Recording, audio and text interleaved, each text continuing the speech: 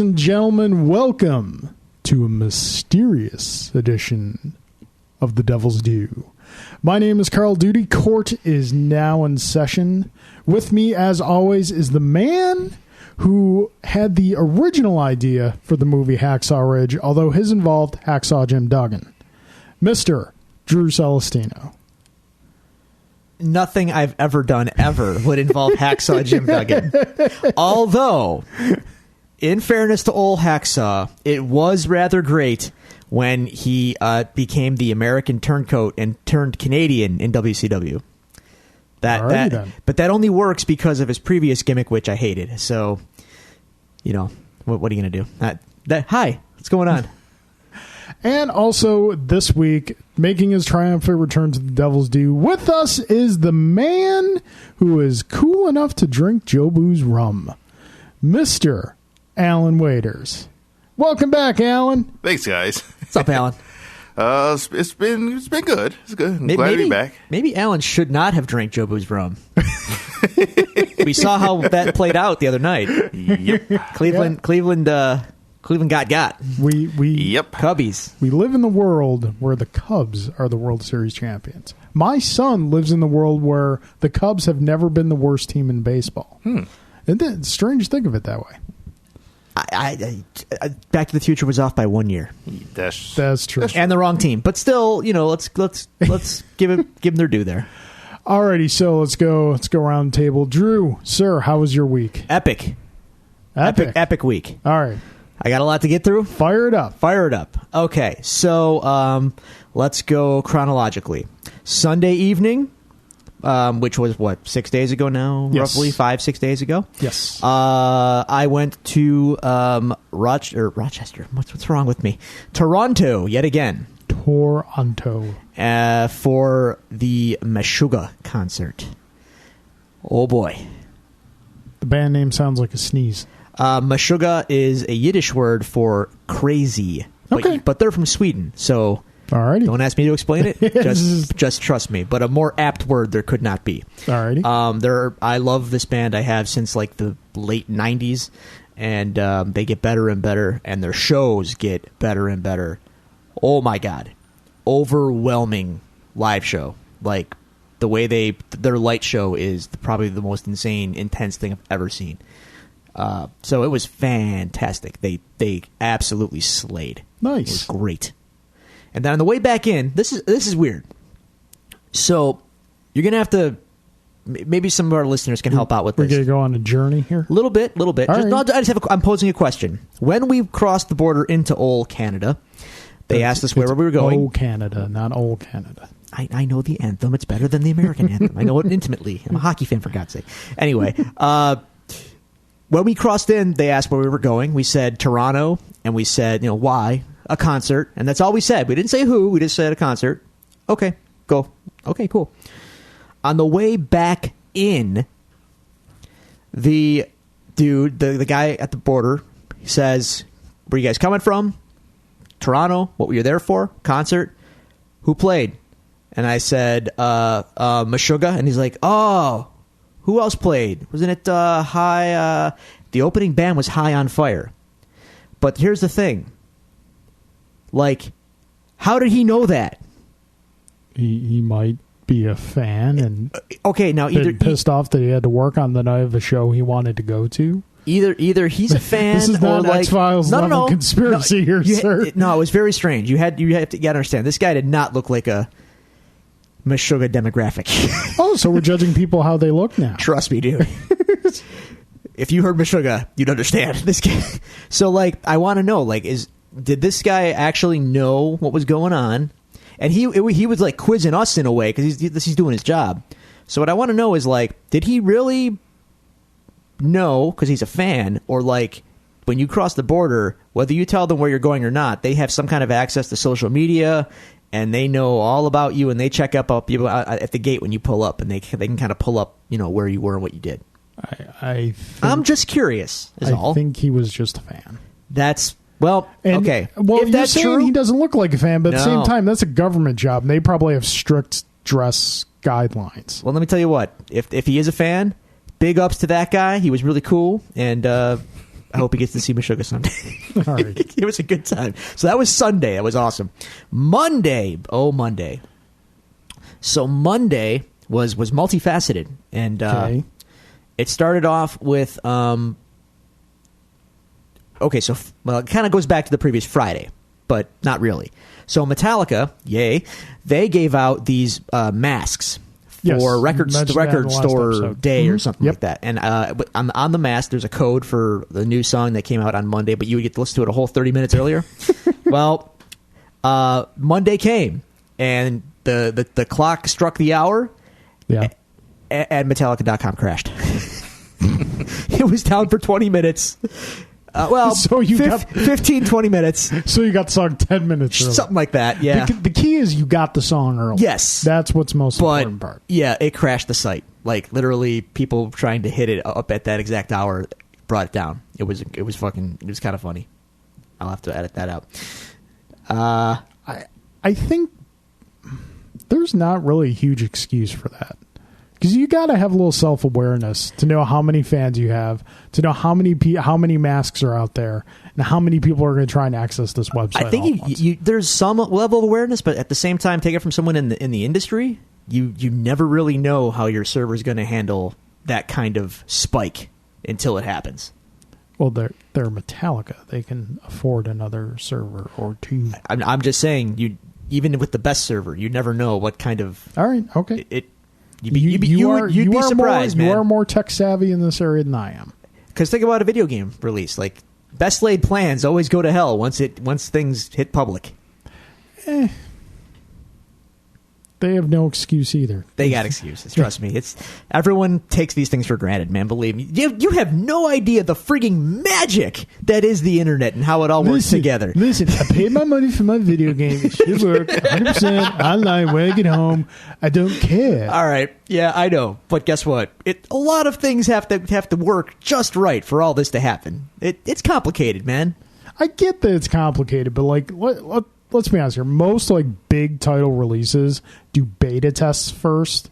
They are they know what their pre-order numbers are. They know what their projections are. But you should be ready for that at the moment of release. You can beta test, but you can't fake 1 million people hitting something at the same time. Like, you can try. There's benchmarks and stuff you can do. Then you know but what? You have another server standing by. And you know, if that one goes down, you have another one. Like company like EA, Electronic Arts, they have no excuse. I disagree. There's always a little room for error. These things happen. Not to sound all Peter Moore, like, things break on you, but that's true. It happened. Anyway, so that happened. That was kind of fun. The song's friggin' excellent, by the way. It took me a few listens, and I was just like, oh, I get what they're doing. This is great. So, yeah, it's pretty sweet. Two short weeks until the album comes out. I'm a little excited. Did you not like it at first? First listen was weird. I didn't quite get it. Okay. It's cool, but like I didn't get it.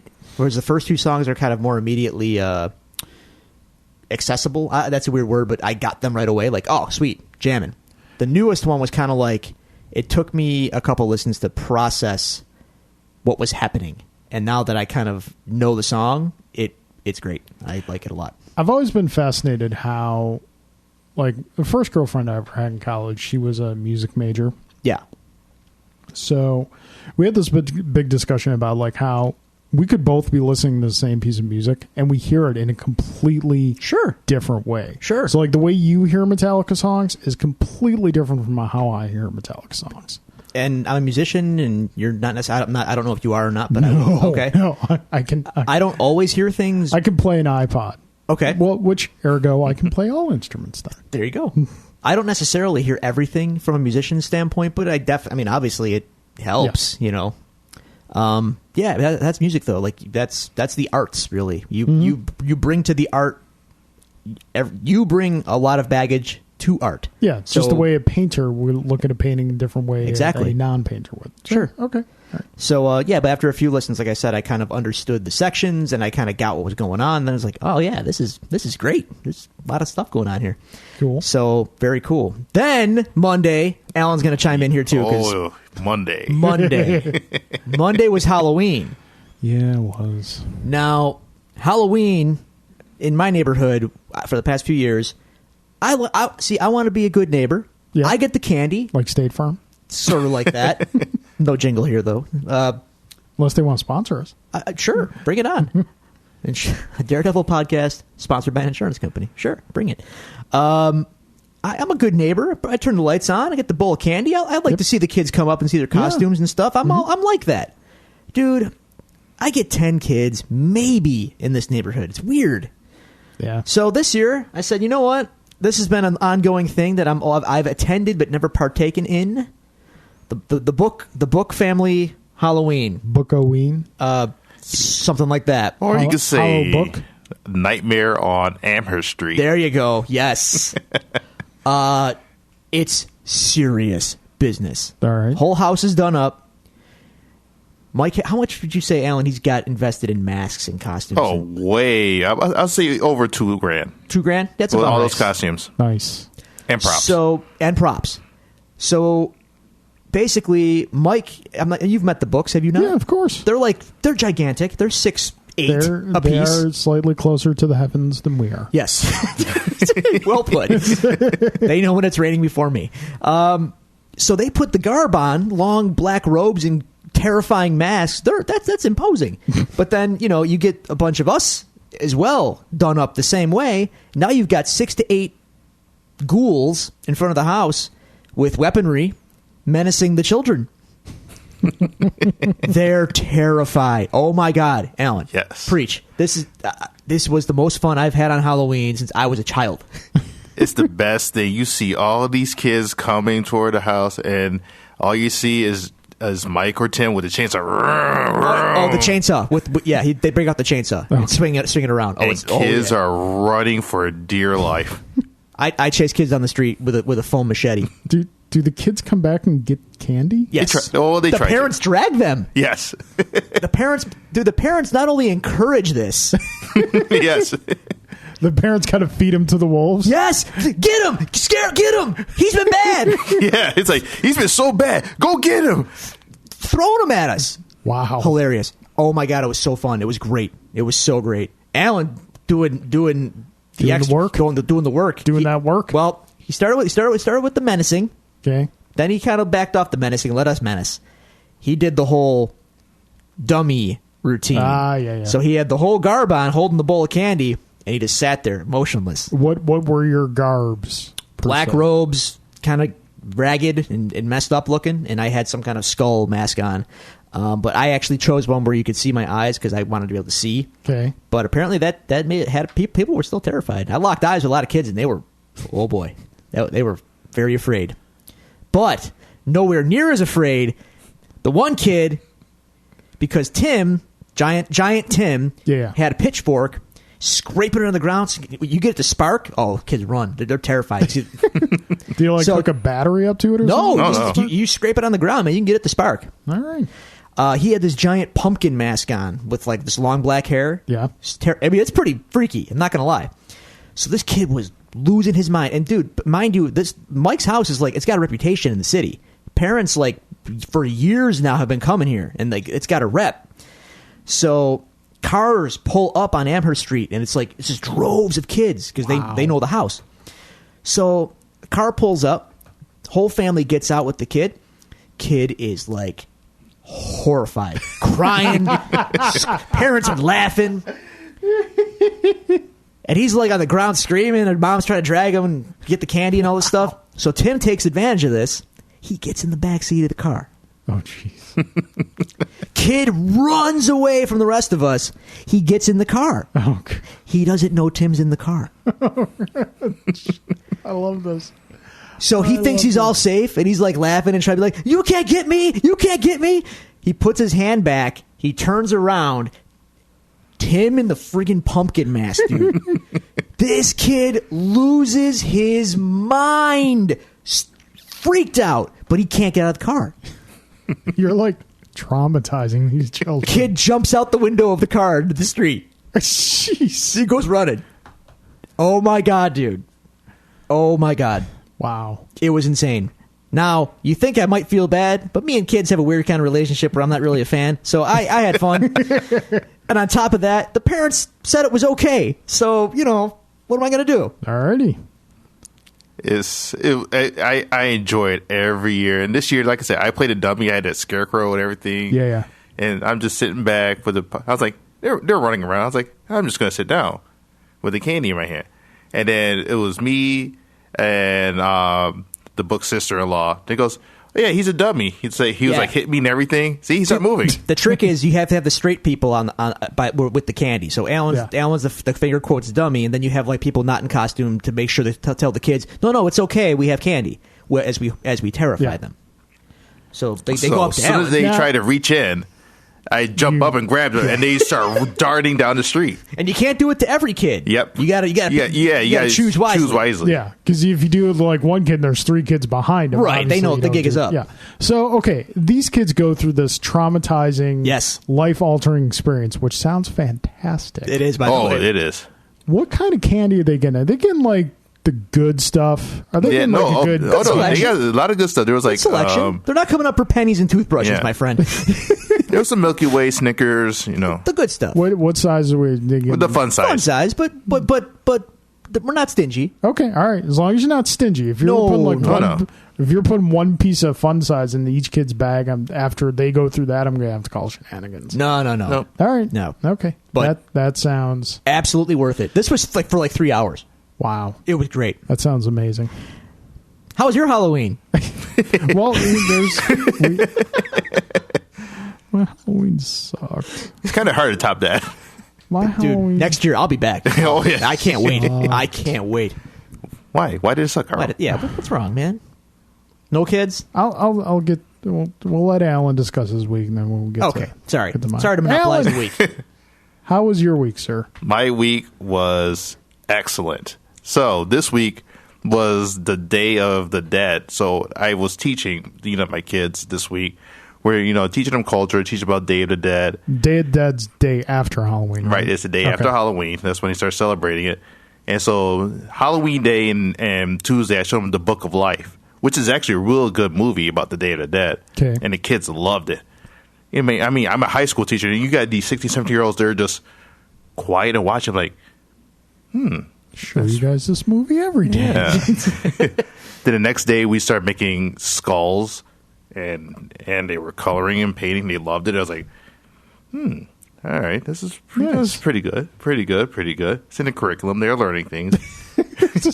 And today we capped it off. Today, just doing a recap of what they learned and did a quiz on them, and they did pretty well. All right. So I learned something very educational.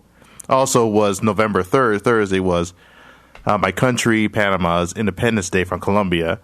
So I had that going around, and I'm like, I was seeing all my photos from Facebook from my family, all partying and everything, celebrating. Like, and I'm here working. Did you at least have a little salute toast? Oh yeah, when I got home. Okay, all right. But it's still not the same when you're there and they're partying. I'd imagine. You know. Yeah. Oh, and I found out, Laundry Day is a dangerous day for me. Laundry Day is dangerous. Yes. Go on. Like Rocco Modern Life, Rocco goes, he goes to Spunky. Laundry Day is a very dangerous day. So I found out Laundry Day in my house is a very, very dangerous day because my washer is one that's going to be in the recalls from Samsung. Really? What happened? Yes. Are the washing machines blowing up like the phones? Seriously? Yes. It exploded? So there's a couple of cases where a couple of top loaded washing machine from Samsung exploded. Like the motor blows up? Yep, they go spin around, and you put it if you're doing like heavy duty, it spins around real fast and explodes. There's images of the washing machine exploding, ripping apart, even shrapnel coming out. Samsung is straight up just trying to kill people. Wow, man, Yeah. Korea is in mourning over this right now. I'm not even kidding. So I go home. I'm like, I went downstairs to the laundry room and I took down the number. And there's one, and I took down the serial number. And there's one that matches it. I was like, well, I'm going to have to call Samsung tomorrow. So they can either repair the washing machine and give you an extra year warranty, refurbish it, or give you your money back. I'd take the money. Yeah. And get a different model. Take the money away. Yeah, that's what I'm going to do. Get the Whirlpool or the Kenmore or something. Samsung. But it was a good machine. I believe it. It was a Samsung's very good machine. Historically, Samsung. I'm down with Samsung. Yeah. but Now they're just blowing stuff up. I guess so. Yeah. The Man. Mad Bomber, the bombs at midnight. Ooh, I like what you did there. Yeah, baby. And the last part of the news. Bad. And the last part of good news for me, I finally got my teacher's pay hike. I Yes. saw it today. Congratulations, sir. So if Mike's listening, Somewhere Mike Book is furious. Mike's somewhere in the pew was like shaking his fist like, my taxpayer dollars. Yeah. So I got that. Oh, and I got the option too because they're giving out retroactive money back for years and years. No raises. Yeah, no raises. So, and I'm going to put that into a tax shelter into my 403B. So, Look at Alan being all fiscally responsible. In case you don't know, Carl, I'm not sure if this has been brought up on the show or not, but Alan's credit score. Baller. Yeah. Yeah. Baller platinum status. Yes. Dude, he's above the platinum status. What's above that? What's the card you get when it's above platinum?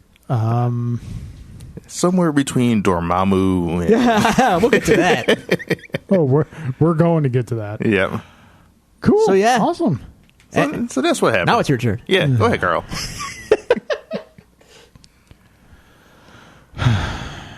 So Halloween's my favorite holiday. Okay. Let me explain why Halloween is my favorite holiday. Not only for obvious reasons, dress up in costume, going out and getting candy, things like that. Terrifying children. Yes. One, probably the most cherished memories I have from my childhood are my father taking me out trick-or-treating. And the old neighborhood that we lived in Amherst, was a really, really nice neighborhood. And like back in the day when I was a kid, you'd go out at Halloween when it got dark. Yeah. and you'd look. There's some bitterness there. Well, no, because Keep like going, keep Halloween's now is like, oh, you must trick or treat between 5 and Yeah. 8. You know, no one's coming out 5 o'clock. It's still light out. You go trick or treating when it's dark. I'm not disagreeing. So, but you would go out and you would look up and down the street, and you'd see like 50, 60 kids. Yeah, that was my old hood too. On any street in the neighborhood, Yep. it'd be like that. And the neighborhood like was very familiar with each other. So like, kid would go up, get a candy bar from the mom, and the dad would give the parent a beer. So it was. I want to go trick or treating. It was very like community centric, and just my father was always insistent on us going, and he worked really hard. He was dead tired when he would get home, but regardless of how tired he was, he would still take me trick or treating, and he would wear me out. Like we would hit every house. Get the beer muscles going. Yeah, he wouldn't overdo it. Like 2 or 3. He was born and raised Niagara Falls, and he's Irish, so 2 or 3 was like, That's a baseline. yeah. So yeah, it was just something I cherish very, very much from my childhood, and something I definitely look forward to doing with William. So where I live now, we've been there for about 5 years. It's been hit or miss every year, and by hit I mean like the good years were 25, 30 kids, which is by no means great.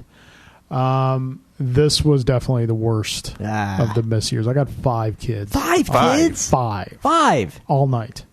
Wow. Now this is not some of my friends were really cool and brought their kids over to my place to visit for whatnot. So if you're listening, Kellen, Sean, Nate, Brian, Corey, Crystal, guys, thank you so very much. It really helped make the night a lot better. But I had the full size candy bars. Yeah, you don't skimp, sir. I was like, come get this work. I hope you make the kids work for it. No, I mean You're generous. Give the Look at you. I give the kids. You know, when it was evident that I was not going to be getting many kids, I started becoming much more generous. You get 3 candy bars, especially with my friends' kids. Oh well, like, yeah, you got to spoil them. The last group I gave like 3 or 4 bars each, and then one of the girls was dressed up as Rey from Star Wars, and she's dead ringer for Rey too. Cool. So I just dumped the rest of the bowl in her bag. It's like, you're Star Wars, you candy. Wow. So yeah, Halloween She's diabetic now. Halloween, as far as the holiday itself, was a big disappointment. I'm sorry. So then, I've got my mother-in-law telling me, "Oh, we had 170 kids at our house." Wow. Well, she lives in a really nice neighborhood. Okay. So kids get, parents bring their kids to that neighborhood. So it's not. And I have a theory as to why there's not a ton of kids in my neighborhood. I think it's one of 2 things. I think one, like, all the way down at the other end of the street, there's like, it's mostly apartment complexes. Yeah. It's not necessarily a bad neighborhood per se, but it's kind of a little bit of sketch there. But apartment a buildings, little bit of sketch. Apartment buildings aren't necessarily fertile ground for trick or treating either. Yeah. True. Yeah. Also, it's also a possibility the neighborhood may be in an age transition. Could be. Sure. In that, like in my old neighborhood where I was telling you about earlier, you know, when I was a kid, Halloween was jam packed. Yeah. Kids grew up, move on, you know, kind of age out of Halloween and whatnot for a time. And then we would get like very little, if any, for a good like 10 years or so. Mm-hmm. But the last couple of years we were there, it started to pick up again. So I'm Cyclical. hoping that's the deal with my neighborhood. I'm kind of stubborn in that, like, I want Halloween to work at my place. Yeah. I don't want to have to go somewhere else to have a good Halloween. You should have a party. I've had a couple parties. Might have to, you know, dust it off. Yeah. Dust off the Might have to do that or next year. there's always room for more ghouls on Amherst Street. Oh, yes. Yeah. You will love just seeing It's- kids cry their eyes out. Well, I'm not gonna lie, it's kind of intoxicating. It is. I will say I will I'm not say sure what that this. says about me, but I will say this: if the books are welcoming and it becomes evident that Halloween is a bust again in my neighborhood, we will stop over Cool. to check it out. Julie took William to the grandmother's house for Halloween, both grandmothers, my mother and her mother, in his costume, which I'm sure you both saw on the Facebooks. I didn't actually. You didn't see I William's missed costume? it somehow. I saw I it missed live. it.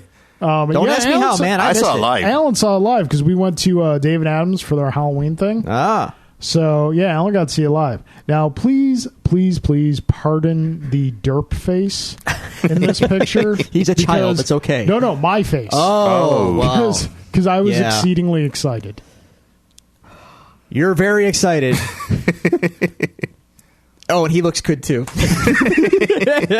Tell me that's not the most adorable thing you've ever seen. It's pretty cute. He should be on your back though. Get I it? was thinking of that. He's- I was 'cause he's thinking Yoda, of that. see? Yeah. So, my little boy dressed up as Yoda. Ah. Can't go wrong with that. No. But Halloween, not a total loss. Speaking of William, William was born on St. Patrick's Day, came home on Easter, and keeping with his holiday tradition, he popped his first tooth on Halloween. So I just call him Chopper now. Rub some sugar on it for Halloween's sake.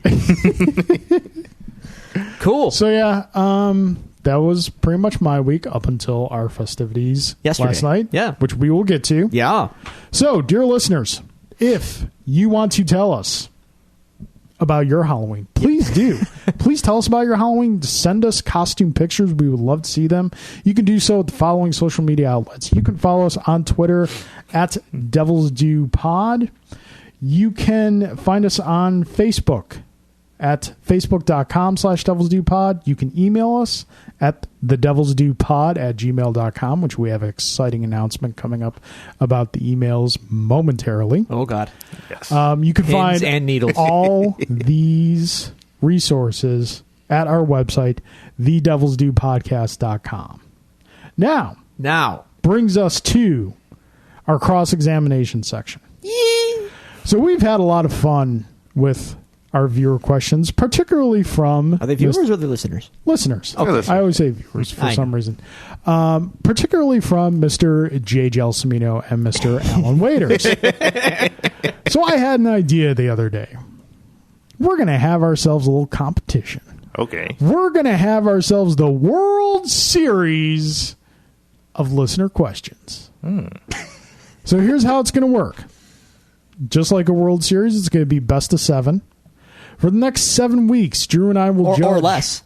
Or less, yeah, depending. We don't want to sweep. For the next 7 weeks, Drew and I will judge the quality of the questions that you and Mr. Gelsomino send in, and we will declare a winner each week who sent the best questions. Game on, Alan. Now, It's tough to beat Jay. It really is. Here is the format. All right. Here's the format. You must send one group question and minimum of 1, maximum of 2 questions for Drew, and minimum 1, maximum 2 questions for myself. Okay. All right. And we will decide a winner each week. And best of luck to you both on the official first annual Devils Do World Series of listener questions. This is so exciting. I'm kind of excited for this. Trademark. Book it. I'm gonna have to be like Dr. Strange, Mike, just book read it. every book. Yeah. Alrighty. Studious. So speaking of which, we do have some questions from Mr. Gelsomino. Just Jay this week? Just Jay this week. All right. Oh, Alan's here. He's got the whole segment to himself. Yeah. So the World Series will start next week. Failure to send in questions at the time we record will result in automatic disqualification. Just Jay. You good cop? Hot shot? Sure you are. Coming here all by yourself. All right, why don't you start reading my questions? All right. Carl. Yes. Jay asks, All right. if you were doing a Jaws 5, Ooh. which continuity do you use from Jaws 4? Jake lives or Jake dies? Okay, to give the people some background. I don't know what he's talking about. Okay, in Jaws 4, do you remember Jaws 4 at all? Not really. I know Okay. that doesn't the shark roar at some point? Yeah. Okay, But that's all I remember. Technically, he also roars in Jaws 1 as well when he's dying. I believe you, kind of. Yeah, I remember it. Alan is truth. Alan members. Yes. Oh, Member Jaws. we'll get to our member berry section later. So, okay, for those of you who don't know, when Jaws 4 was released, when you went to see it in theaters, like I did, Yeah. there was an ending where Jake, the character Jake, played by superstar Mario Van Peebles, Wow. Academy Award yeah. watcher. I don't even think you can afford to do that. Oh, no. And he gets eaten by the shark. But in the end of the movie, he like pops back up out of the water and he's okay. That doesn't seem likely, but okay. Well, neither does a shark getting stabbed through the neck by boats, but Well, it could happen. probably. Probably. But when the movie went to video or like television edit, what have you, they removed that. Oh. And Jake died. Sorry, Mario. Yeah, pretty much. So, That was more. no, I didn't want to I go to got you. sleep so I can Don't worry. reactivate. So yeah, okay. The question would,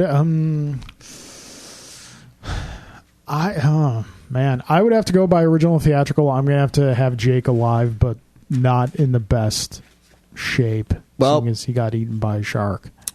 Does Mario Van Peebles return? Of course, You he don't does. recast, in other words. No. Okay, so he's getting a check out of it, so I'm sure he's very grateful to you. Well, he might get a sandwich. Catering's good. he'll take catering, I'm sure. All right. It's tight. Okay. All right. Next question. Okay. You got the look on your face. I Like, do. Here we go. It's pretty good. Fornicate one, marry one, kill one. Oh, jeez. Michael Bay, Oh.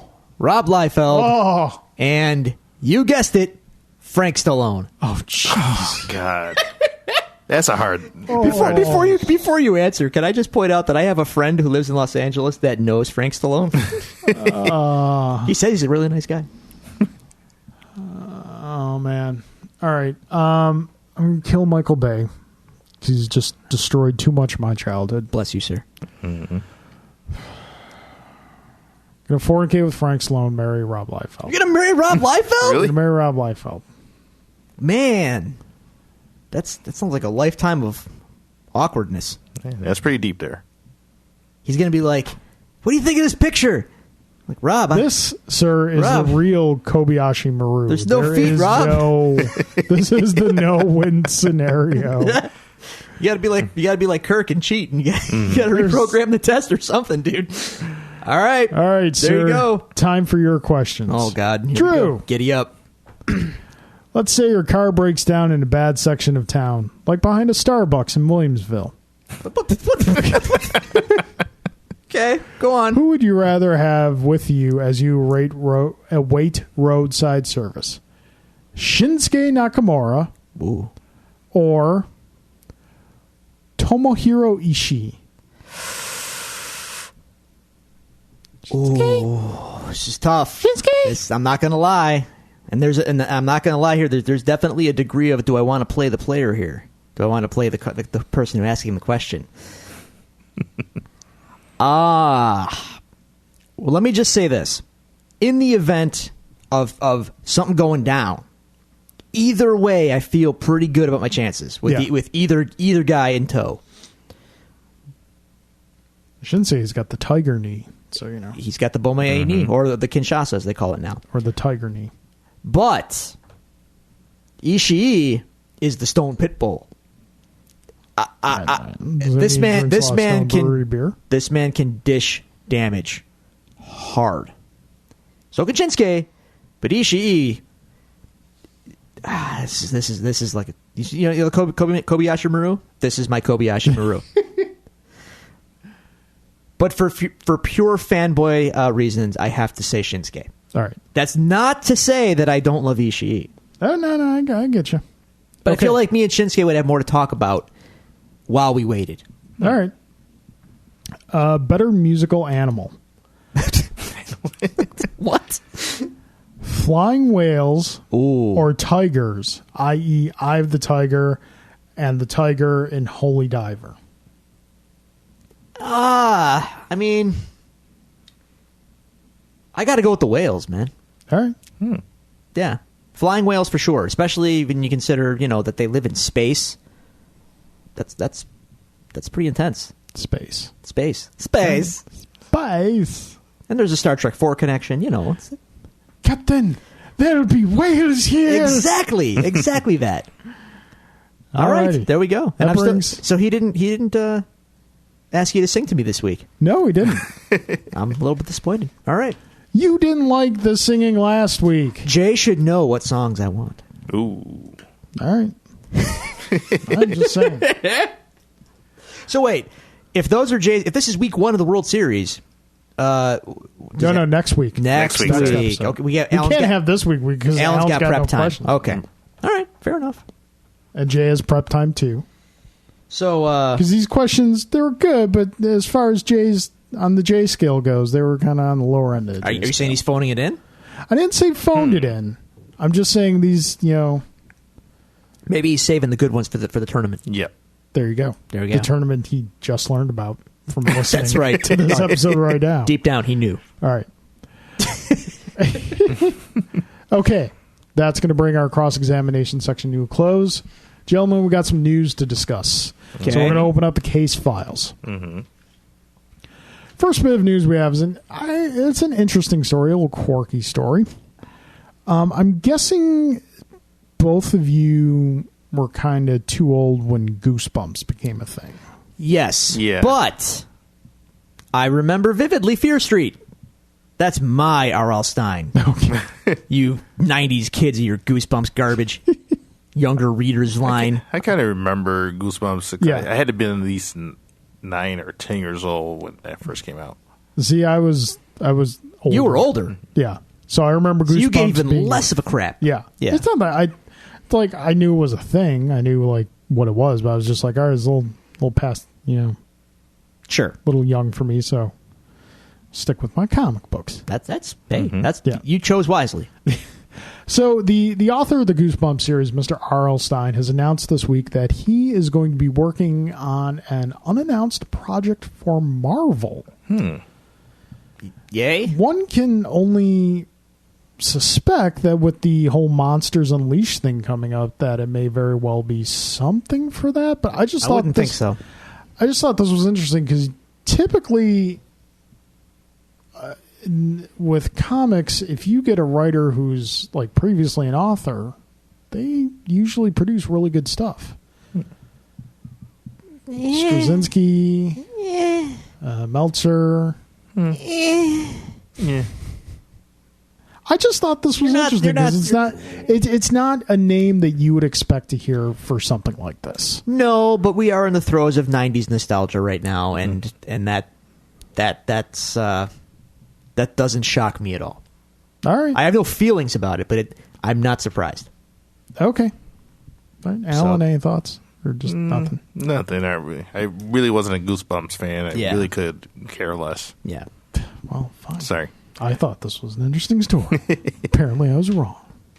Bastardos. Okay, so. Let me know when the Babysitters Club comes to Marvel. Oh, jeez. Then it's on. The Hardy Boys. I was about to say the Hardy Boys. Not Yeah. the wrestling version. Why not? All right. Let's be honest. The Hardy Boys versus The Hardy Boys. Fair enough, but let's be honest. Broken Matt Hardy should have a comic book, should he not? Yes. Oh, it's the greatest thing. Oh my God, it would be amazing.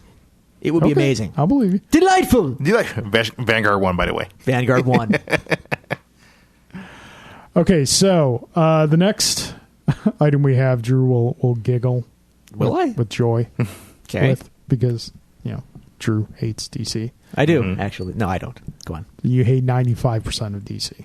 It's just not my thing, man. So the Flash film. See? That's all I had to say.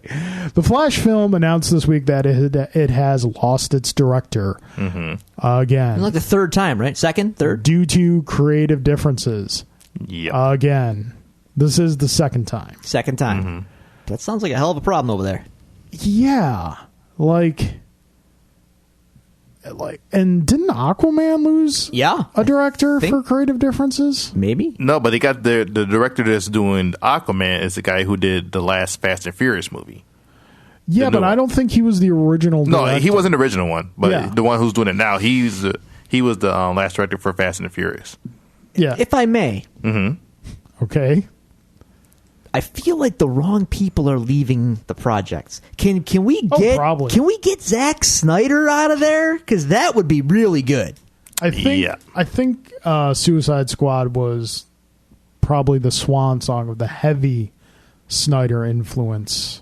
Boy, I hope so, man. Are they going to fix the Flash's costume, by the way? Probably not. Nope. Oh, that's a damn I'm tragedy. just like, this is not. I mean, obviously, we didn't have. It's going to make $1 billion. So. We didn't have high hopes for, with the exception of a film we're going to discuss in a little bit. A lot of what we've seen from DC films do not inspire hope or any positive thoughts. Wait, so you mean the guy whose symbol means hope didn't inspire hope for I knew you? you were going to go there. That's why I set him up for it. Yeah. Just like. It just seems like bad news surrounds that company. Yeah. You know what I'm saying? Now they're getting, it's like a black cloud just kind of hovering guess over they're getting it. bought by AT&T. Yeah. Like Time Warner is getting purchased by AT&T. So mega media conglomerates. maybe they'll unite. just decide to sell DC. No, they won't. No, they won't do that. No, Because it's not necessarily the license. Batman makes way too much money for them. Exactly. Alan's got this on the nose.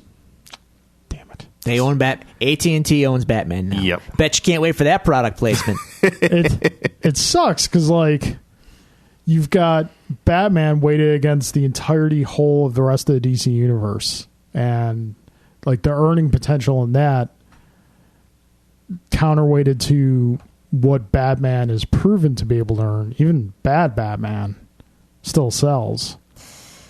Yeah, we don't want to go through Batman era right now. No, I'm good. I'm all good here. But I just think that DC doesn't have a good creative team, to make a good movie. Yeah, because it's still movie people who are making the movie. Right. Instead of Wait. having Didn't your boy Jeff Johns? Isn't he in charge now? Now he is. Yeah, now, but we're Nerd savior not gonna, Jeff Johns. We're not going to see his influence probably until Wonder Woman. Well, good luck with all that.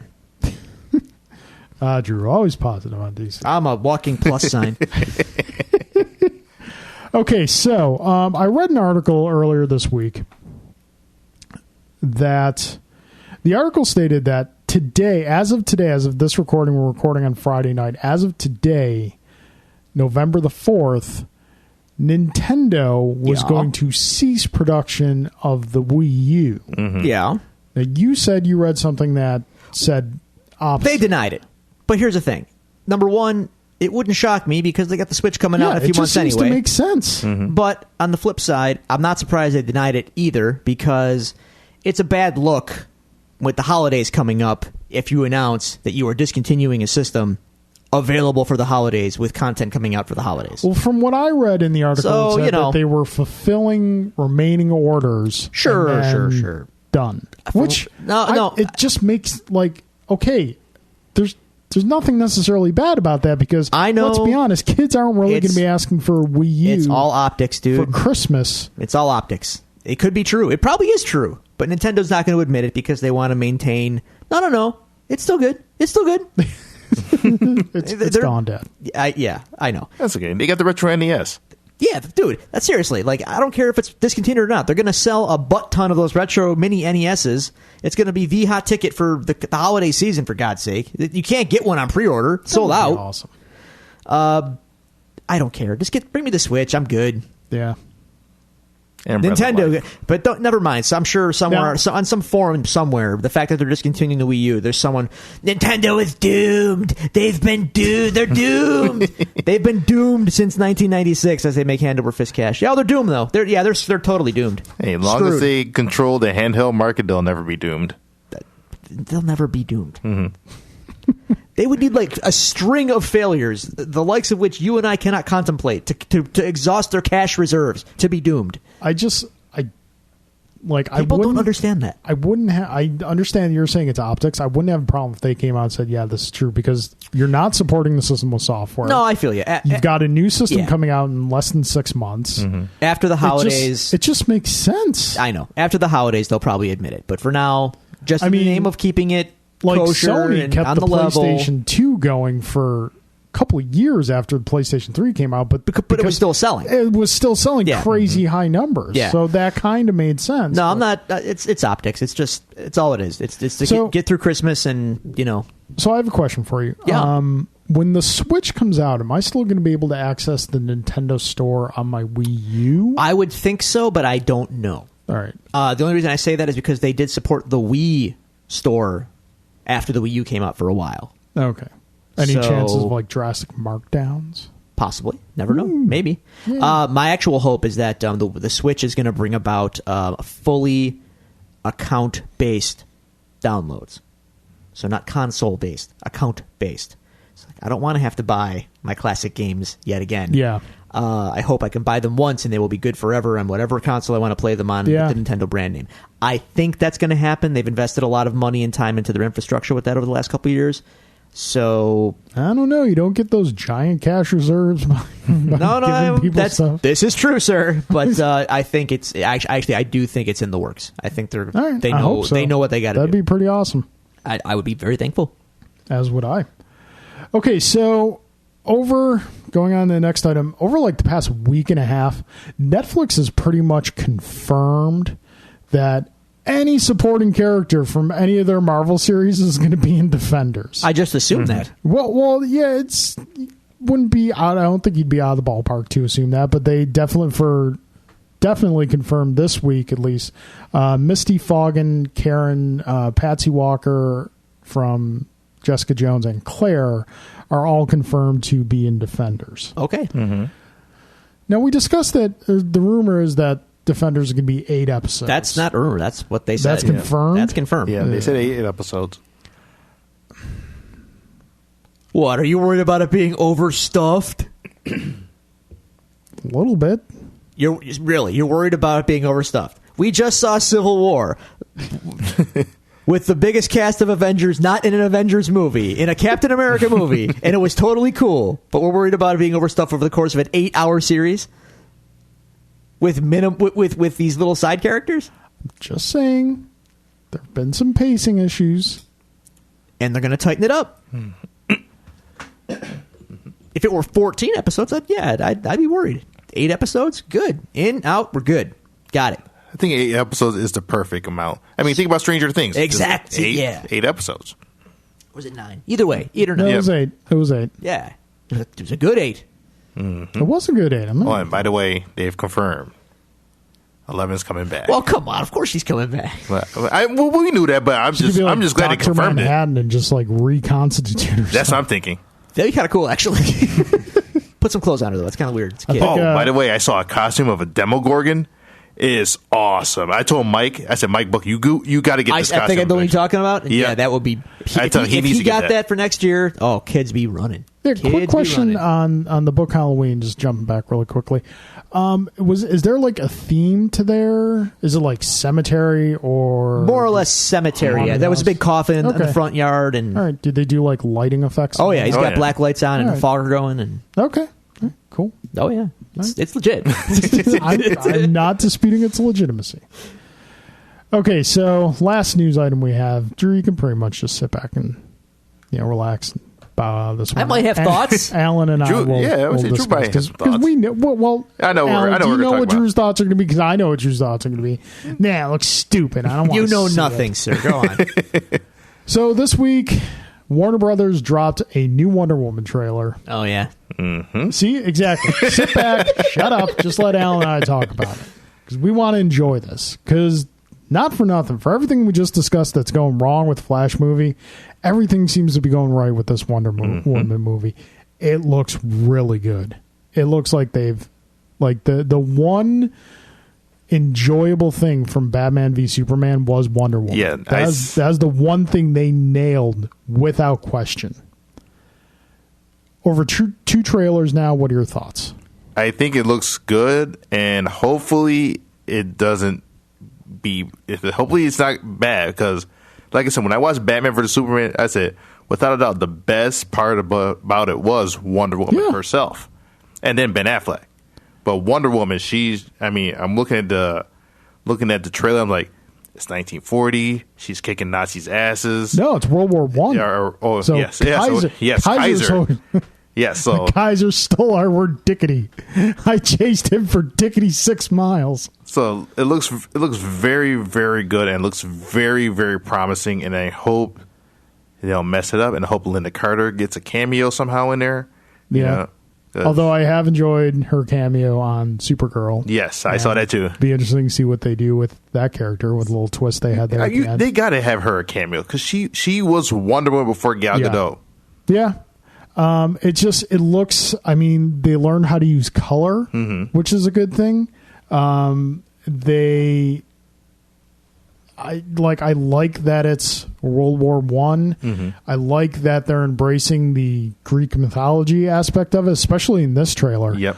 I like that the action doesn't look bad. It looks like solid. I think it was either on your post on Facebook or someone else's post. I know someone said, like, that's the story with DC. You get a great trailer and then a terrible movie. I was thinking that. I was like, hey, you know what? No. Because, okay, Man of Steel had one really great trailer. They got everybody excited for it. And then we saw a second trailer. We're like, oh. No, that was the final trailer before the movie came out. Then the movie came out, we're like, oh. And then none of the trailers for Batman v Superman or Suicide Squad got me going, hey, maybe. These two trailers got me going, okay, I'm on board with this. You guys look like you're doing this proper. So I'm legitimately excited for this film to come out. It looks good, and like I said, Gal Gadot, she looks and she portrays Diana Prince very, very well. I think one of the things was, she goes, oh, what do you do? She goes, oh, that's my secretary. He goes, what's a secretary? She goes, pretty much do whatever the man says. He goes, oh, where I'm from, that's called slavery. Yes. I like how in the funny little jab at the end of this trailer was, how do women fight in these dresses? She's like trying to throw a kick in like this big ball gown and whatnot. That was hysterical. Okay, Drew, go ahead. Meh. See. Meh. It's a movie. I'm really hopeful for this. I think this one might be the one that DC gets right, but then again, there's a hesitation that it might go wrong. Well, yeah, it's DC, so their track record is non-existent. That's all I'm saying. It looks okay, but I'm not going to get excited because I've been burned. I've touched the stove before. I know it's hot. I know it's going to burn me. So, I don't care if it's how pretty the flame is. I know not to touch a damn thing. So, yeah, maybe. Could be good. Maybe. You're not even going to go see it. No, I'm not. It's going to be great. I'm going to stay at home. And I have one nitpick, though. It's been driving me nuts since I saw the trailer. I've seen it twice now. That's the part where she's looking over the water and the plane is crashing. And she's supposed to be looking at it crashing. If you look at where she's looking, she's not looking at it crashing at all. She's just kind of still looking. This is it's a clear CGI, effect that no one really bothered to do right. But good for you. That and the whole Zack Snyder-esque pose when the one Amazon woman throws the grappling hook across the mountain and she swings very unnaturally across the chasm. That also stood out to me. Alan, you and I will go see it. We'll have a good Yes. time. Maybe you won't. It's good. I'm fully willing to admit that there's a very strong chance it could be terrible. But you know Yeah. what, Drew? I'm willing to give things a chance. Something, fool me once. Whatever. Oh, and we definitely got to talk about the Guardians trailer. Well, we did. Yeah, Yes. we covered that. We covered it last week. Yeah. Sorry about Me and Dave. Me and Dave. Ah, are- yeah. You know. Yeah. I made up with Dave. Oh, you did? Yeah, we're good. You booed the crap out of him I last did. night. I did. But I didn't. I'm over that. No, you won money on him. But I thought it was very interesting. The one quote he goes, "No, you just need to find a pathetic woman just as pathetic as you are." I'm like, it's like Batista's talking to me. I need to find a pathetic woman that's just as pathetic as I am. Oh my god. Need a hug, Alan. I know. Oh man. Can I point something out else out? Not about either one of those particular trailers, just trailers in general for the movies that we saw trailers for last night. Yeah. Every movie coming out looks terrible. Oh, Power Rangers. Every single trailer garbage. looks like garbage. They all look terrible. CGI cartoon crap fests or CGI cartoon crap fest pandering to China. That's all I see. That's it. That's movies now. That's movies in 2016. We saw trailers for Guardians of the Galaxy and Guardians Rogue One. aside, obviously, And Rogue One. and Rogue One. Okay, let's take the good stuff. We can't count those two. Okay, so everything that's not the good stuff looks bad. Yes. Dynamite dropping, Drew. Exactly. Look, I want to have some hope for the industry, but if it's not made by like Disney at this point, what am I looking at here? I got Matt Damon running around with the Chinese and the Great Wall, and there's demons. What the hell is this? Why is this getting made? Listen, it's Power Rangers? Listen, it's very clear. What? If history has taught us anything, is that the only thing that can save China and the Great Wall of China is a white dude. Yeah, because we haven't. Yeah, I know. Oh, I know. Not named Trump. Good old white savior tropes. Yay. Power Rangers. Did you see that garbage? It doesn't look horrible. It looks it's not, ridiculously it's like, stupid. It's like I said, walking into the theater. It's not a sacred cow to me, so I don't mind if It's they not take to me some either, creative license but it with still looks dumb. Why does it look dumb? It just looks bad. Why? Rebel kids. Ooh, they're edgy and they're in detention, but then they go spelunking and they find the Power Ranger coins, and now they have superpowers. Like, what the hell is this? So the only from what I remember, the only difference from the television show is that they weren't necessarily rebel kids, but everything else is, Because of course they're rebel kids now, because we got to edge it up, because that's how we do things now. who cares? I want to go in this movie, eat some popcorn, see some explosions, see a giant robot fighting a giant monster. Those are my expectations for this film. I'm not looking for an Academy Award-winning Shakespeare sonnet. If those are your only qualifications for enjoying the movie, then why don't you like the Transformers movies? Because I have personal emotional connection to my childhood. Oh, they're which not just Transformers they're not were just part of. terrible movies, which they are, by the way. They are god-awful movies. Well, Power Rangers also. There you go. But I have no connection. I don't have. I don't that need a connection to anything like to I know said, that it's a not garbage that film. Sacred cow to me. I don't. Again, it's not. So my expectations lower. It's not about expectations. It's just Don't about get me what's wrong. being My expectations released. going into Transformers was pretty low to begin with. My point is, expectations are no. Garbage product is being crapped out on the screen. This is nothing. And this is new, all we. sir. This is all we have now. This is it. This is nothing new. As soon as they started remaking movies that came out in my lifetime, I knew Hollywood was done. As soon as Red Dawn got a remake and Dirty Dancing got a remake, I was like, all right, you guys are done. I'm just going to enjoy the ride as the ship goes down. Well, the ship is in. We're in the water. We are waist deep, if not deeper, sir. We might be drowning. I'm pretty sure we're drowning. Actually, So Disney's throwing us the life raft, though. So we'll see. just real quickly here, and then Garbage we'll get movies. on Just to garbage. our main event. So the Lego Batman trailer comes out today, new one. Yeah, I saw And I that. said that to you guys. And did you see what Drew responded with? He's like, well, we're kind of playing fast and loose with the mythology. I'm like, dude, it's a Lego movie. We're not looking for the Dark Knight adaptation here. It's I wouldn't a want Lego that. film. But Commissioner Gordon's not in it. And come on, man. Man, any reason to hate on DC. Yeah, Gonna jump on it. yeah. They ask for it, so they're gonna get it. That's the way it goes. Sorry, man. All right, dear listener, we're going to wrap up the case files now. We're going to get into our main event of the evening. We're not doing a episode recap for Luke Cage this week. We're going to come back to Luke Cage next week with episode 4, which, if memory serves, in the grand Netflix tradition, predominantly flashbacks. But what we are going to do now, and this is a proceed at your own risk notification here. Turn the show off now Dude. if you haven't seen the movie yet. Dude. Spoiler alert. Yes. Spoilers.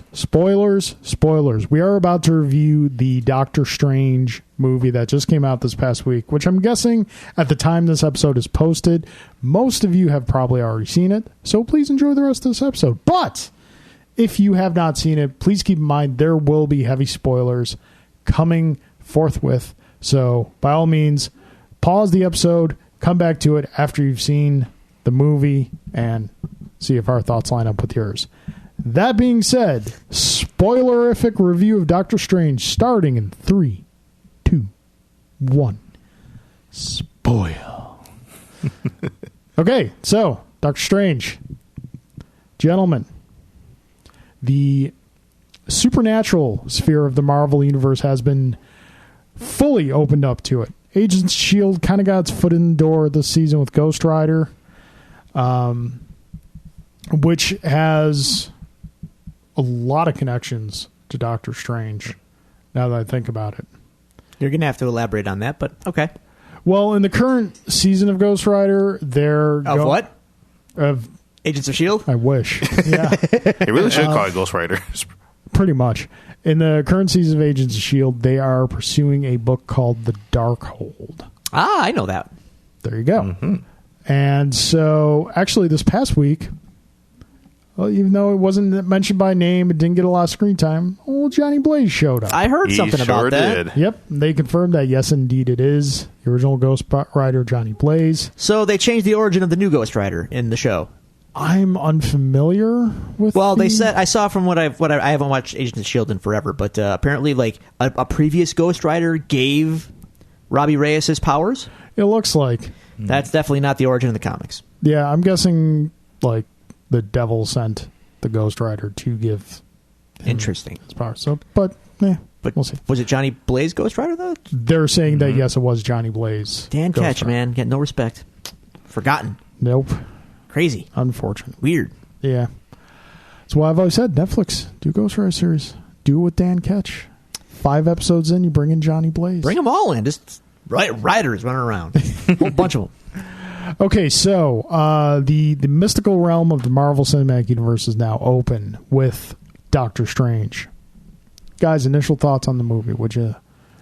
Before we give me like gut reaction thoughts before we get in the nitty gritty of it. It's good. It's a good flick. I enjoyed it. I don't have much.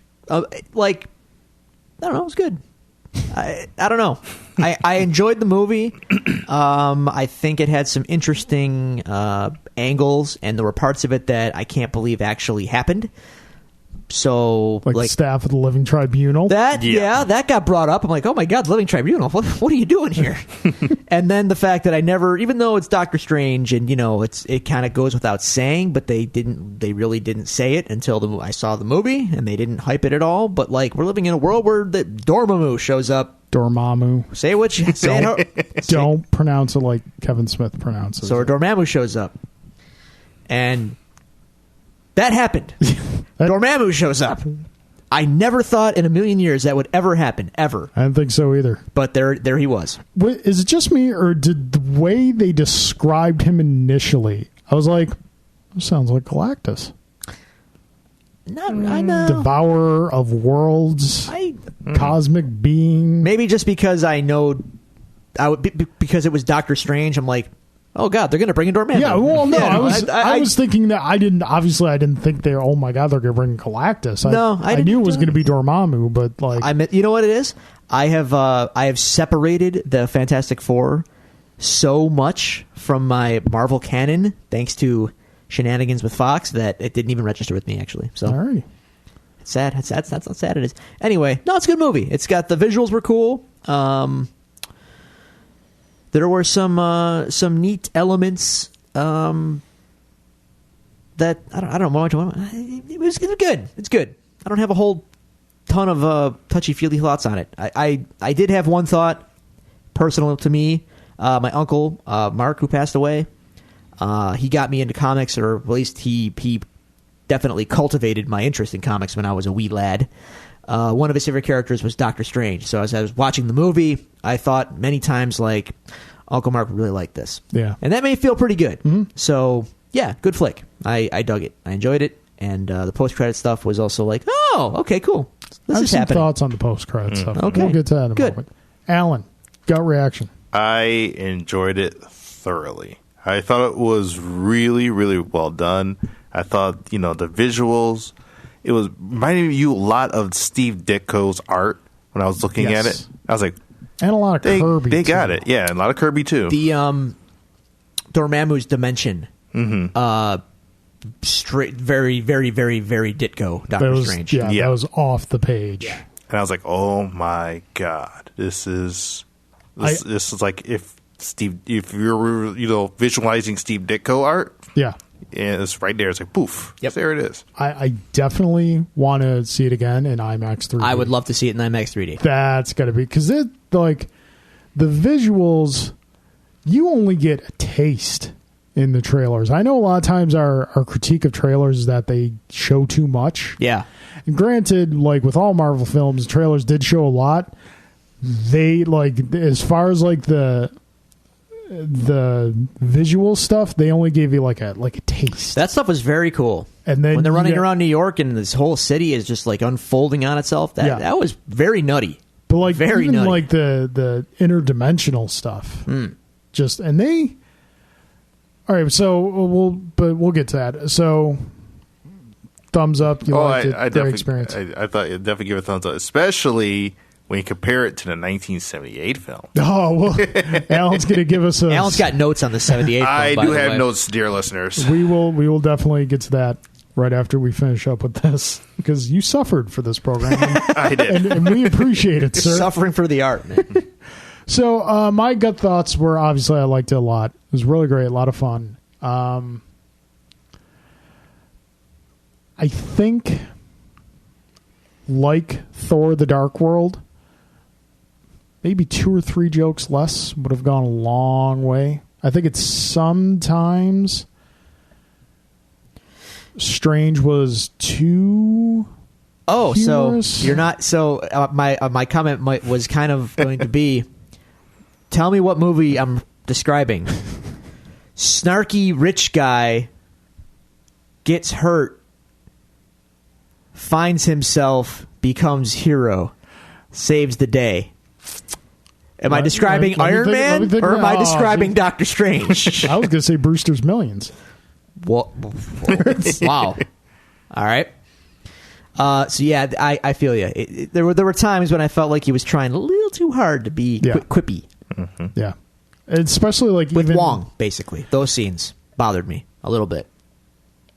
It didn't bother me up until Wong was actually listening to Beyonce.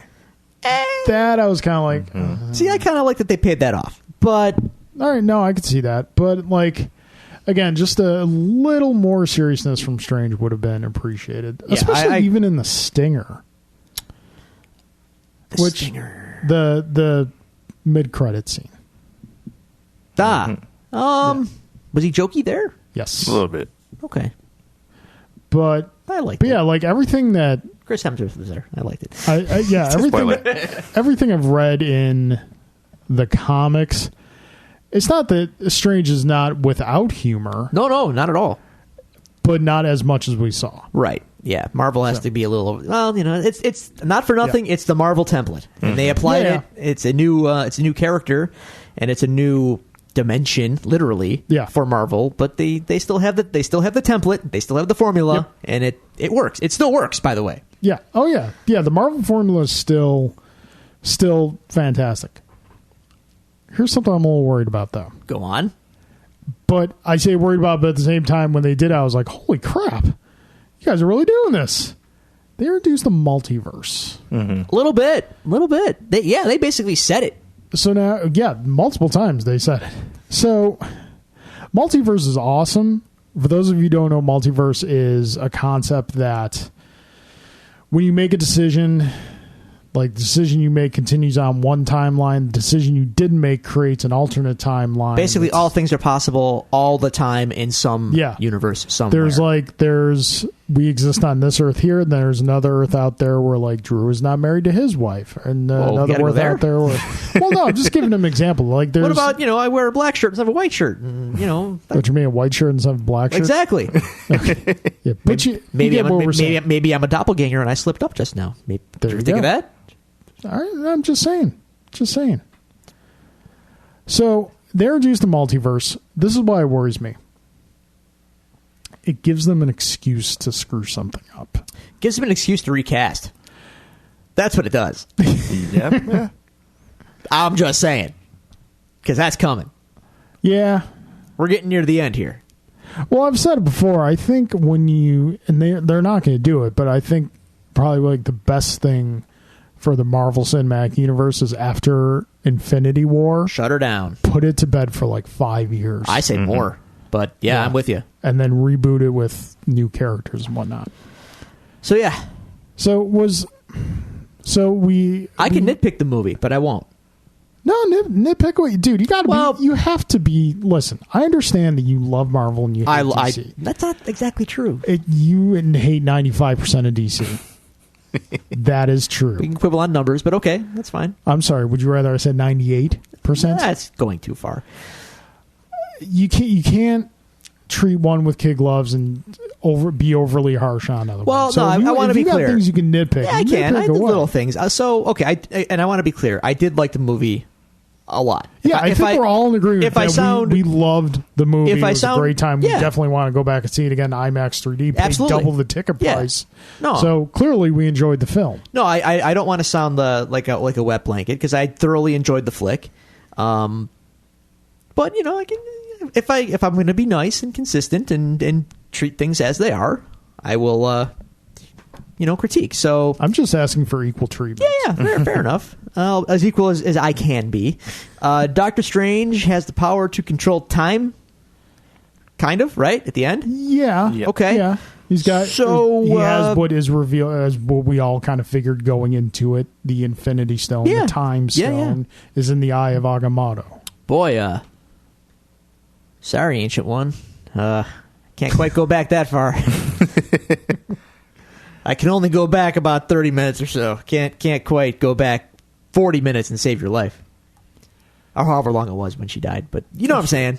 Like, I get you. that's again, I'm It's a nitpicking. nitpick, But yeah. he has this ability apparently, and Yeah. he only uses it to settle the third act when he could probably do more with it. I mean, sort of, right? In theory. Yeah.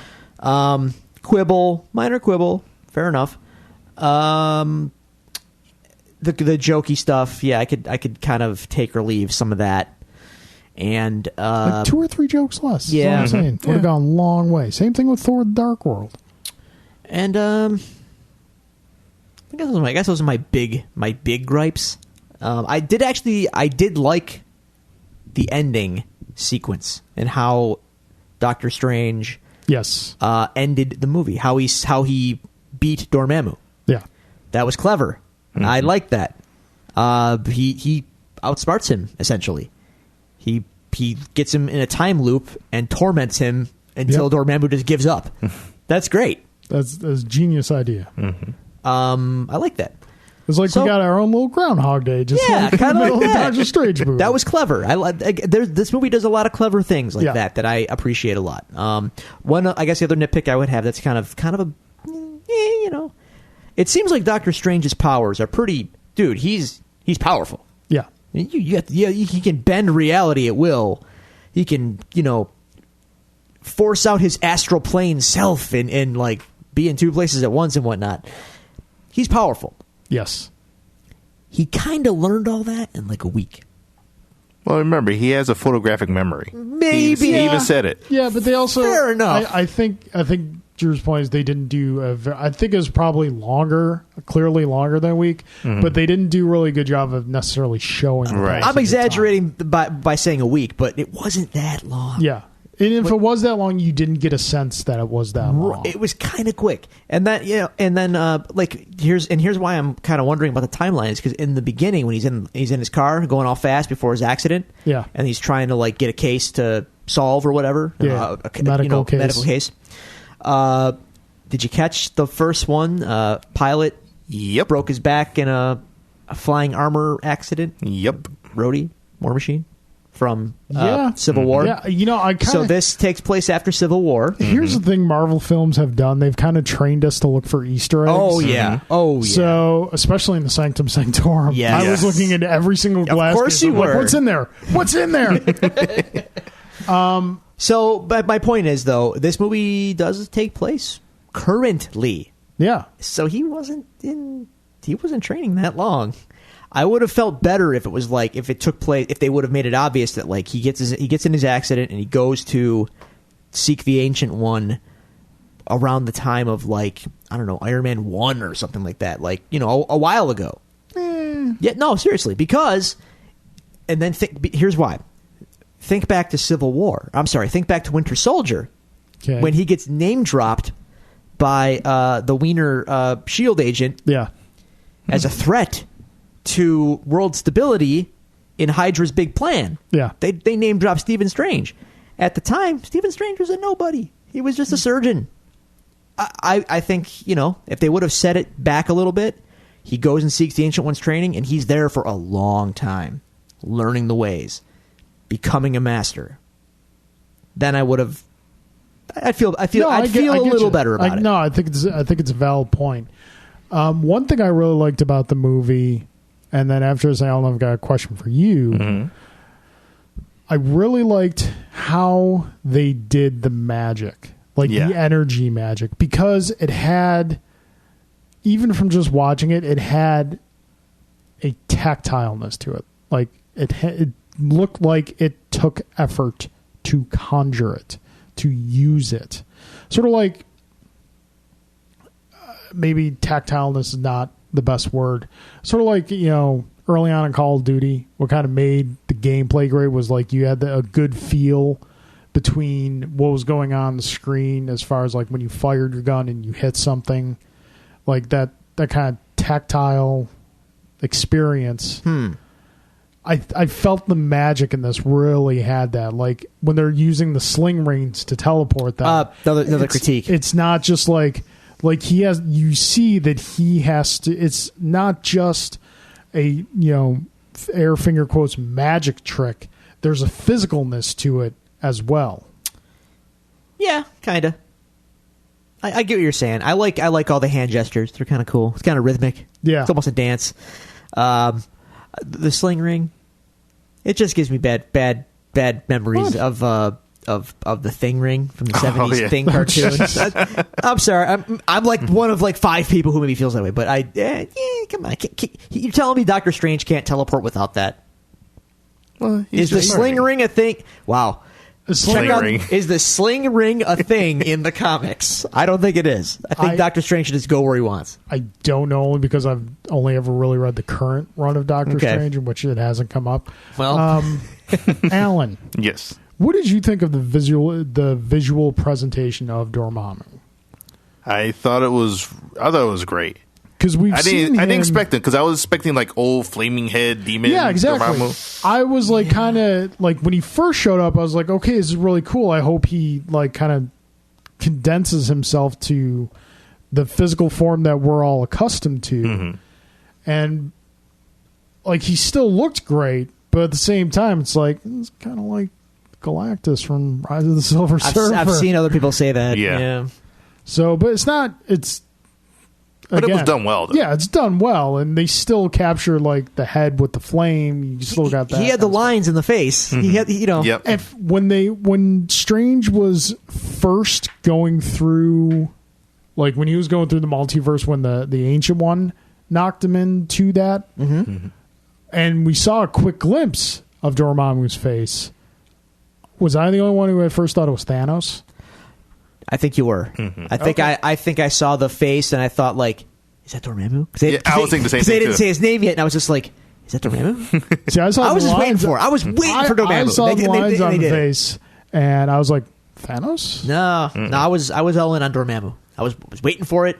They delivered. Yeah. I didn't think they were going to introduce him in this movie. I thought they were going. They're going to do it next movie. We didn't hear anything leading up to it. Right. Usually, no. No. So kudos to Marvel for keeping that mostly under wraps. Yeah. Let's talk about the supporting cast. Let's. What'd you guys think of the changes to Wong? I liked it, actually. Yes. Okay. Because the idea of the Asian manservant is a little... You can't quite... this day and age... Yes. Can't really do that. can't do that. I I like that they think- made him an equal almost. Yeah. Good call. I think they could have gotten away with the traditional interpretation of Wong, because if you just don't use the phrase Asian manservant, because let's be honest, Wong is essentially his butler. He's his Alfred. Kind He's of. more than Yeah. that. Yeah. So, but again, I still like this modern interpretation. Like, he's not necessarily, by the end of the movies, it's clearly that Strange has surpassed him. Yes. Although I thought it was very funny that Strange did not gain the official title of Sorcerer Supreme. Not yet. No. Nope. No. At the end of the film. That's going to be in a sequel, I bet. Yeah. What do you think of Wong, Alan? I thought he was a great interpretation. I mean, he's just, like I said, he's not a manservant. He's a kick-ass guardian kind of guy. Yeah. He's and / librarian. Who likes Beyonce? Yes. Who likes Beyonce? I got to say, overall, the supporting cast, I liked it. I really liked the casting in the movie. I thought everybody was really good. I liked Mordo. I liked the way they made Mordo out to be an ally Yeah. for Yeah. a while. But as we see, spoilers. No shit. Spoilers. Well, yeah. He in the end he parts ways with Strange, and he goes on a little quest Yeah. of his own. It's and you can see. I like that. I like the way they did it.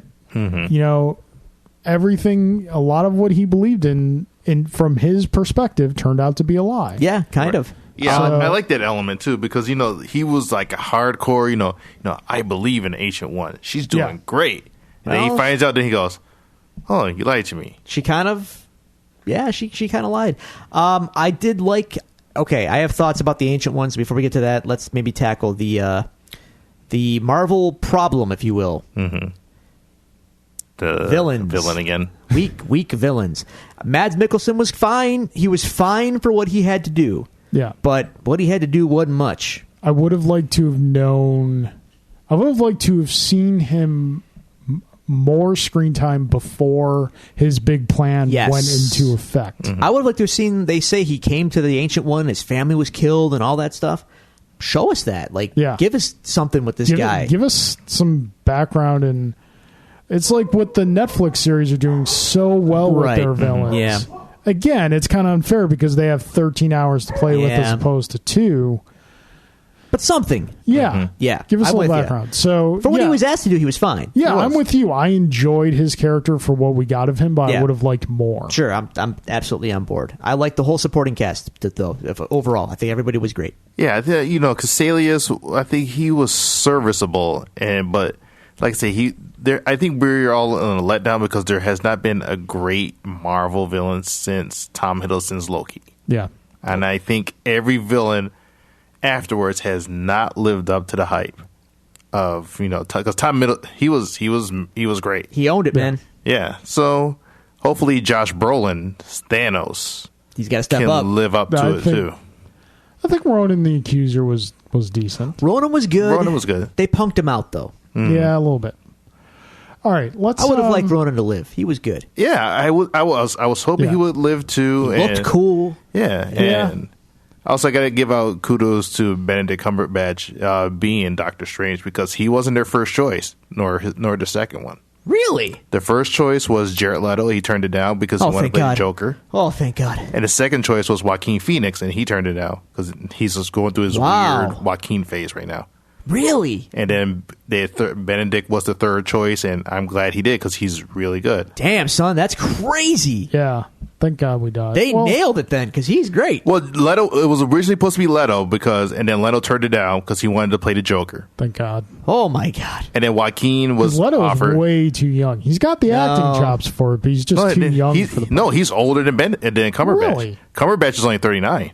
Huh. Leto's 44. He doesn't look like it though, but Cumberbatch was great. The accent slipped a few times, but Yeah. I'm gonna let that slide. Yeah. But as playing jerk Doctor Strange in the beginning, he was great. yeah. I think the only other actor I really would have liked to see in the role was Johnny Depp. I can see that know just from a his goatee name factor. was Yeah. tossed around a lot. But no, man. Now that I see Cumberbatch, I mean, dude, Yeah, he's definitely perfect. I mean, Yeah. look at him. Yeah. Just look at him. Well, it's Marvel. They haven't had a single miscast yet. No, so. they know what they're doing. All right, let's quick touch on the Ancient One, then we'll talk about the Stingers and wrap it up. All right. So Ancient One's fine. In fact, she's great. Actually, I think she's really good. They expand her character to she's got stuff to do, and she has her reasons for why she does what she does. And Tilda Swinton did a cool job portraying the Ancient One. I don't have a problem with them changing the gender of the Ancient One whatsoever. My only gripes, and this is, take it for what it is, they changed the gender of the Ancient One because they didn't want to make the Ancient One a Tibetan monk. And they also changed the setting of where Doctor Strange learns all of his mystic arts from Tibet to Nepal. They changed it from Tibet because they didn't want China to freak out. That's why they changed it. Yeah. Then they changed the Ancient One because they didn't want China to freak out. So basically, the changes, while I'm fine with them, they work in the movie, and I'm not, it's fine.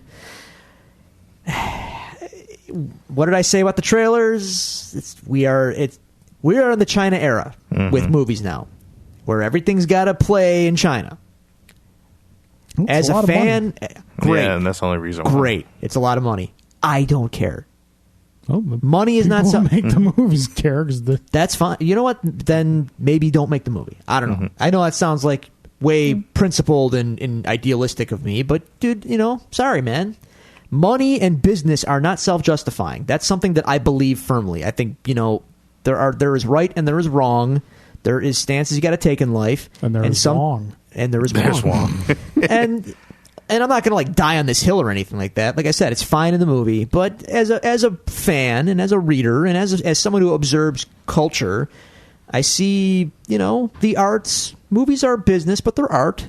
We're bending to the will of another country. Like, why? Oh, because money. Oh, well, okay. Because money. I don't like that's not, to me that's a bad answer. That's weak. Well, I mean, just again to be devil's advocate, how many countries have bent their will to us because of money?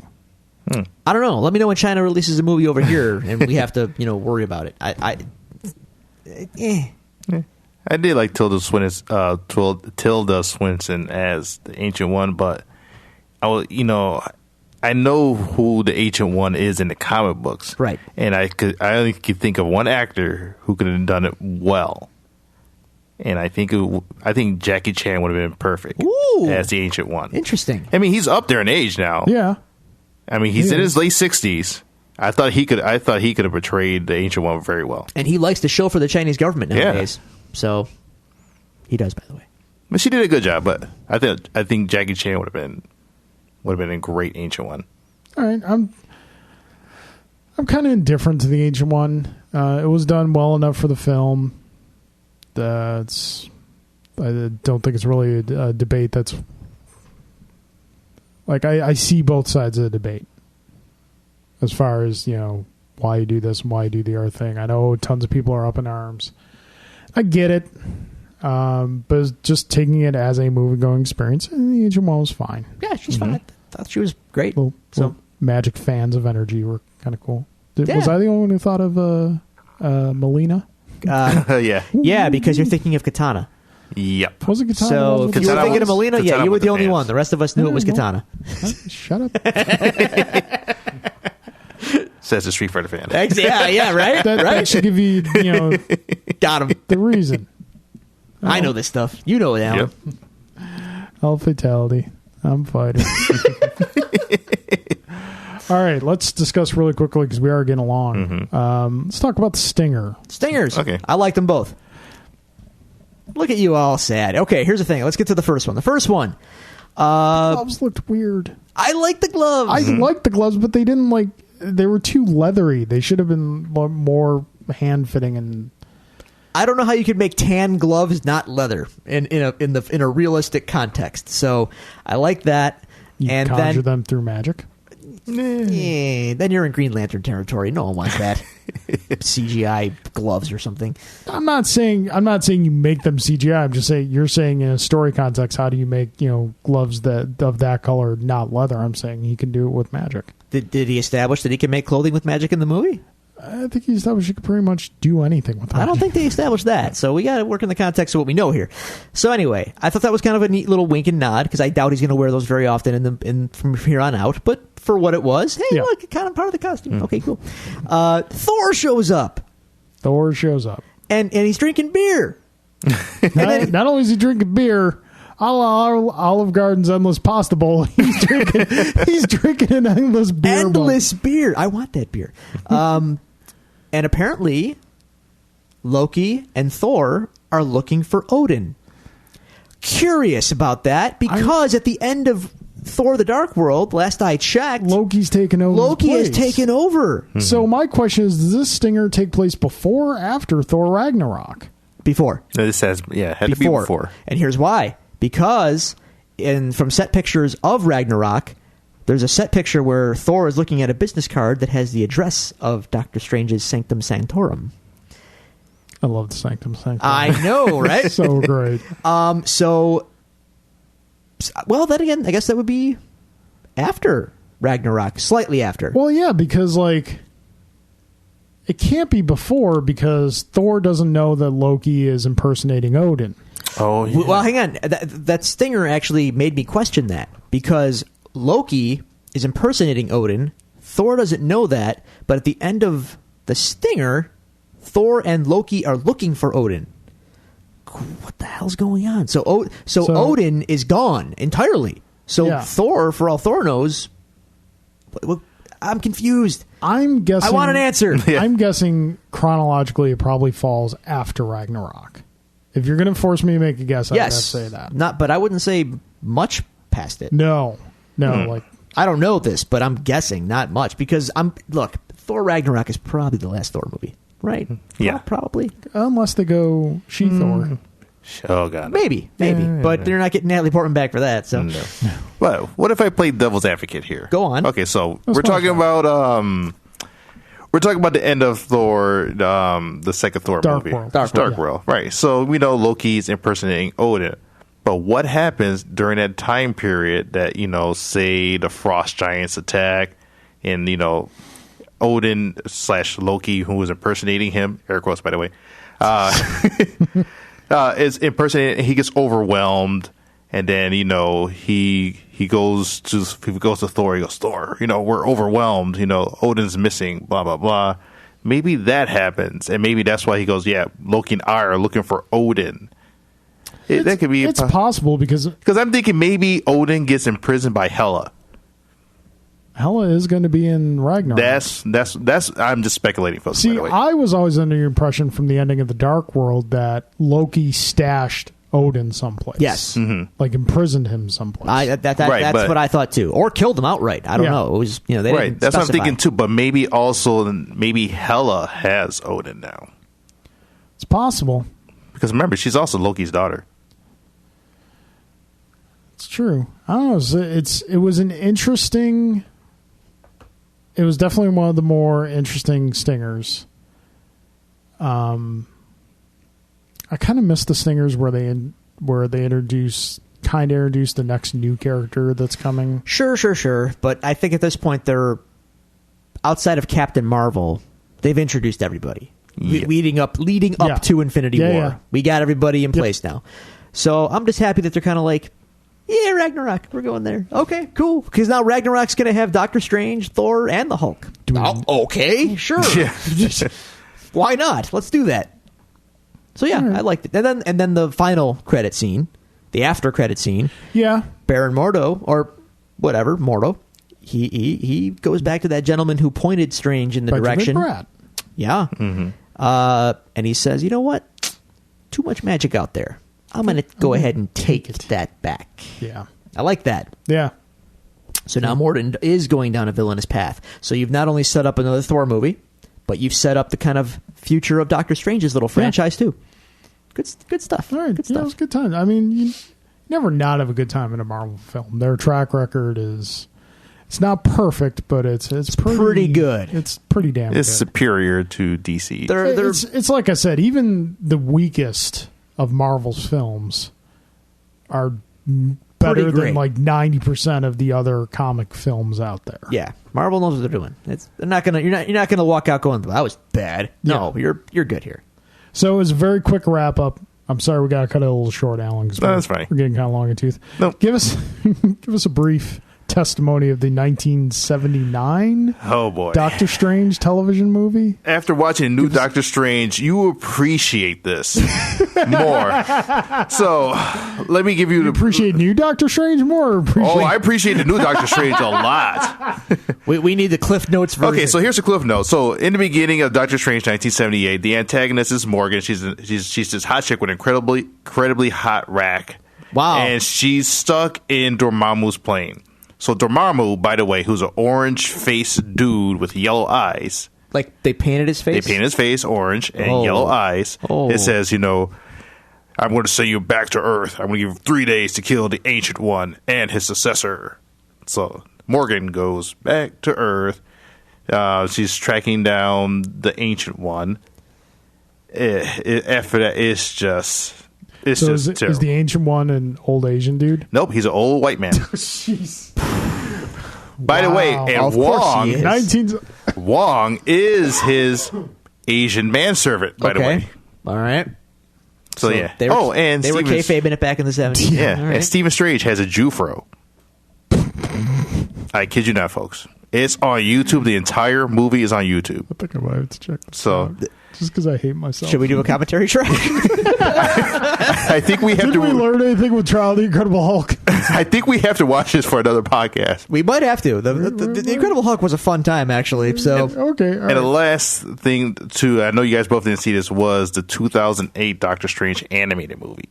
I did not see that. I saw that. That was really good. That Carl was saw good. that. Okay. Yes. That was really good. And I was hoping, because that Stephen Strange was an arrogant asshole in the beginning, and I was Yeah. hoping Cumberbatch's was kind of like his, Yeah. without the quippy little fun jokes, but that one was really good. Marvel's animated movie track record is not nearly as good as DC's, but there are a couple standouts. That was one of them. That's definitely one of them. Also, Hulk Versus. Yep. Huh. If you ever get a chance to watch, because it's two 45-minute vignettes: Hulk versus Thor and Hulk versus Wolverine. Yep. Oh, they got Wolverine in animation. Okay. Yeah, It was actually really good. Does he rip and him? it's Does like, he? it's Wolverine. Okay. All right. Does he rip him in half like he did in the Ultimate Comics? No, no. Nope. This is Which they never explained again. This is classic 616. Okay. Marvel versus All Hulk. right, I appreciate that. Cool. So yeah.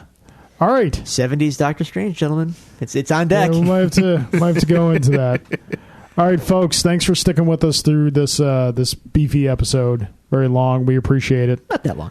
And what are we at right now? We've done longer. We're at like 137. Oh, okay. Well, it seemed longer, but in a good way. In a good way. I'm enjoying the company here. Stop. Don't do the pouty lip. No pouty lip. You were pouty lipping a little bit, No pouty lip. folks. Thank you very much for listening in again. We appreciate it. Back to Cage next week, right? Back to Cage, back to get uncaged. Luke Cage episode 4, and maybe some retro Daredevil comics. I got some ideas because we are the Devil's Due. We are the Devil's Due. It's been some time since This was a Matt-free episode. I feel a this little was a bad. Mad Free episode. So we gotta get old Daredevil back. We gotta get a little horny again. Twist my arm, sir. Okay, folks, if you want, as we mentioned earlier, you can find us on Twitter at Devil's Due Pod. You can find us on Facebook at facebook.com/devilsdue or search the Devil's Due and the search function. You can email us at thedevilsduepod@gmail.com, or you can find all this fantastic information on our website, thedevilsduepodcast@gmail.com. Drew, you look like Wait, you have something to it's say. just the Devil's Due Podcast.com. Yeah. You don't need Gmail for the website. Oh, It's okay. Sorry. Just like so that the Devil's Due Podcast.com. okay. Yeah, there you go. That was it. Yeah, all right.